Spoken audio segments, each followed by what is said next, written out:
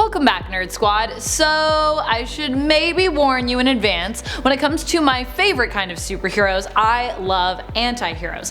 And a lot of indie superheroes tend to actually venture more off the beaten path when compared to what most of us think when it comes to what makes a hero based off of the greats from the big two publishers of Marvel and DC. So the indie comic book world tends to be filled with lots of fun weirdos when it comes to their heroes, who also often lean more anti than just straight-laced superhero. So get ready for some of that kind of heroics when it comes to this list. Today we'll be exploring beyond the world of Marvel and DC, not that they aren't great, to some comic book publishers that might be lesser known for those of you just getting into the world of supers and comic books. Today we'll be taking a look at some of the top 10 indie superheroes, and trust me, there are so many more amazing heroes in the world of indie comics than just 10. So if you love this list and you feel outraged that your favorite indie superhero did not make my cut, profess your love for them in the comments and let us know if you want a part 2 to this list, or maybe some more lists like it, because there are lots of indie titles and characters that deserve recognition. And be sure to stick around till the end of this list, where I will have some bonus content coming your way.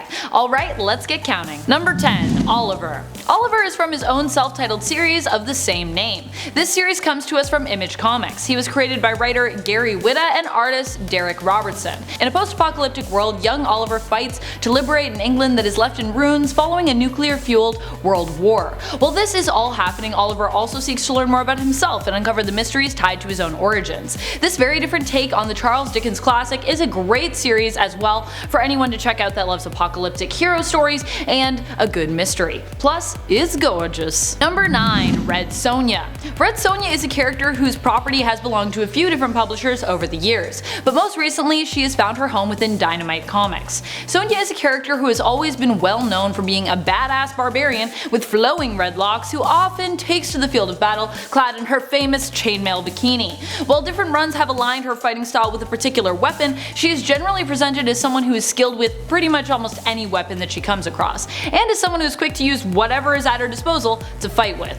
She's beaten many foes with axe, sword, bow, and dagger as well as with her bare hands. Sometimes she charges her enemies and other times she stalks them in the shadows, but one thing is for sure, she is not a foe you want to cross. Her latest volume with Dynamite started in 2019 and is still ongoing. The Red She-Devil was originally created by Roy Thomas and Barry Windsor Smith for Marvel Comics. Number 8. Persephone/Laura Wilson. Laura Wilson is revealed as the reincarnation of Persephone in the comic series The Wicked and the Divine. She also happens to be the main character of the comic series and the narrator. The Wicked and the Divine is created by Kieran Gillen and Jamie McKelvey. Laura herself is someone who idolizes and wants to be a part of the Gods group, who are all kind of like modern day rock stars in this incarnation. Through befriending Lucifer, aka Lucy, she gets closer to the group and later discovers that she is likely the goddess Persephone reincarnated herself. Her main power as Persephone allows her to summon vines and control them, which she can do like her fellow gods with a click of her fingers. And like the other gods, she also has performance abilities. Number 7. Deathblow.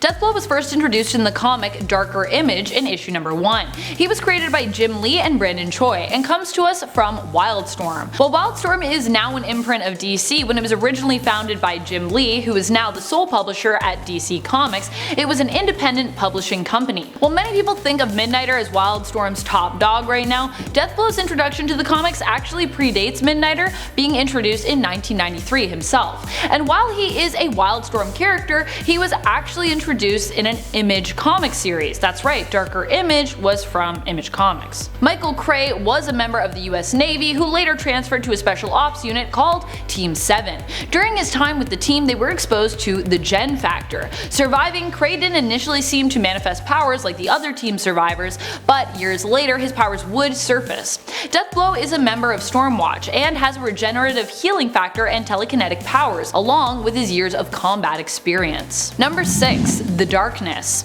What happens when you combine Witchblade and gargoyles? At least the feel of gargoyles. Such a good feels.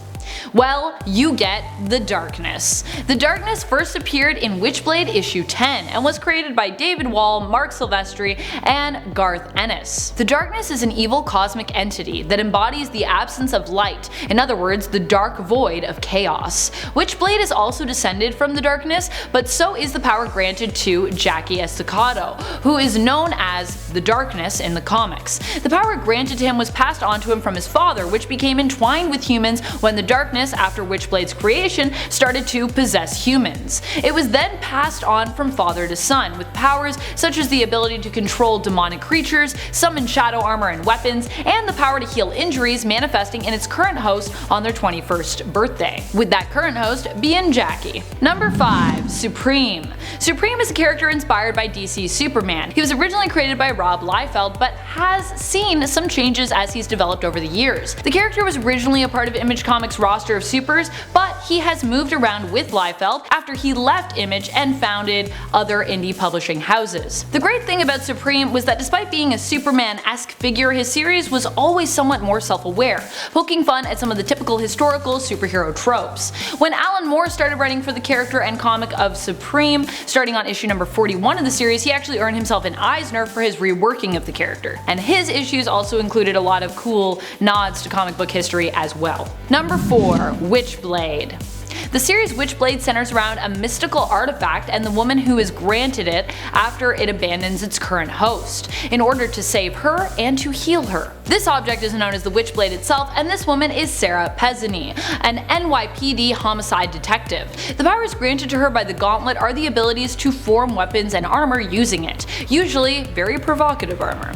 The Witchblade also grants Sarah enhanced strength. Flight allows her to shoot energy blasts and grants her a healing factor. Witchblade was created by Mark Silvestri, David Wohl, Brian Haberlin, and Michael Turner. Number 3. Vampirella. Vampy, as she is fondly known by her fans, has moved from publishing house to publishing house during her time in the comic book world. But she's also no spring chicken when it comes to her history as a hero. She actually first appeared in Vampirella issue number 1 in 1969 from Warren Publishing. Makes her, what, over 50 years old? Makes her over 50 years old, oh my goodness. Although now the character property belongs to Dynamite, who has created multiple Vampirella volumes since having her join their roster of heroes in 2010. Vampirella has more than one origin story, but the mainstays seem to be that she is an alien from the planet Draculon, where the rivers once ran red, and vampire-like aliens like Vampy once thrived, or that she is the daughter of Lilith.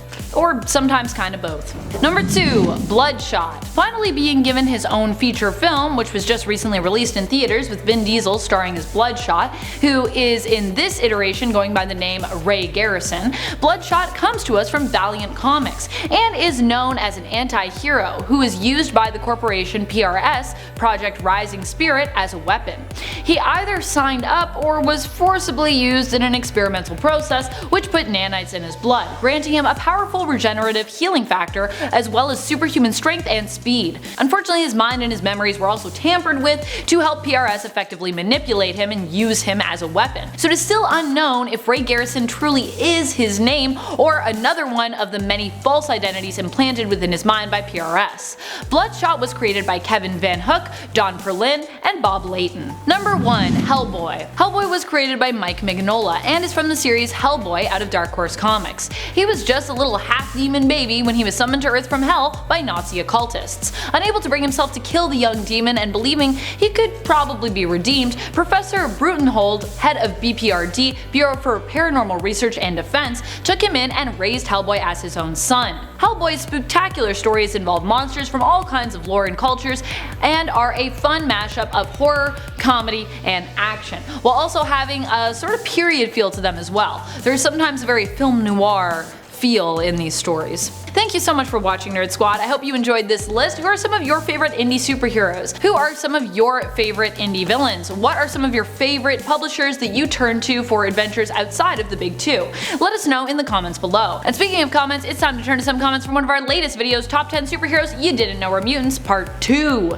Philippe Resende Crispy says, "Hi from Brazil. I love how you, Amanda, and Kelly, and Sasha, and the new guys are so passionate about our beloved nerd world, and how that made a great show. Hugs to all the amazing Top 10 crew. I already have asked about more Valiant and Image comics there, so today I will ask for a top 10 mutant/superhero/villains from other countries. Stay nerdy, you two." Thank you so much for all of the love and the kind words, Philippe, sending virtual hugs to you in Brazil. I personally am all about more Valiant and Image comic content. Hopefully we'll see more of that in the future. Also, I love the idea of a non-North American supers list. There is a lot of amazing heroes and villains in comics comics from all over the world and from off-world as well. Cole McAdams comments, actually the New Mutants movie is coming out in April, so that makes them the first ever mutants in the MCU. Well, the first confirmed ones thus far, for sure. But like I said, I am hopeful that Scarlet Witch will be confirmed as a mutant in MCU canon, along with deceased Quicksilver. Then we might have a chance of seeing them return to their original mutant origins pre-retcon in the comics as well. But only time will tell. Either way, I'm super excited for New Mutants and for magic. Yay, we're finally gonna get magic. And that's all the time we have for comments today. Be sure to comment below for a chance to have your thoughts featured in a future video. This has been Top 10 Nerd and I'm your host Amanda McKnight. You stay nerdy, YouTube. And wash your hands. In a post-apocalyptic world, young Oliver fights to liberate an England that is left in ruins following a nuclear-fueled war. I don't know why I said that weird. War. Was it a war? What is happening? These people. Stop distracting me. Shh. In a post-apocalyptic world, young Oliver fights to liberate an England that is left in ruins following a... God damn it. Why can't I say words? You can say words, Amanda. Come on. You've been saying words your whole life. You got this. Years of experience. But the mainstays seem to be that she is an alien from the planet Draculon, where the rivers once ran red. But the mainstays seem to be that she is an alien from the planet Draculon, where the rivers, why can't I say this? Where the rivers once ran red. That is some kind of tongue twister for some reason. But the mainstays seem to be that she is an alien from the planet Draculon, where the rivers once run... What was that? Just supposed to get it up too. Yeah, I know.